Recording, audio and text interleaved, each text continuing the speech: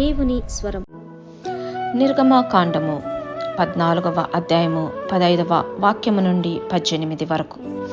అంతలో యెహోవా మోషేతో, నీవేళ నాకు మొరపెట్టుచున్నావు, సాగిపోవుడి అని ఇశ్రాయేలీయులతో చెప్పుము. నీవు నీ కర్రను ఎత్తి ఆ సముద్రము వైపు నీ చెయ్యి చాపి దాని పాయలుగా చేయుము. అప్పుడు ఇశ్రాయేలీయులు సముద్రము మధ్యను ఆరిన నేల మీద నడిచిపోవుదురు. ఇదిగో, నేనే ఐగుప్తీయుల హృదయములను కఠినపరచుదును.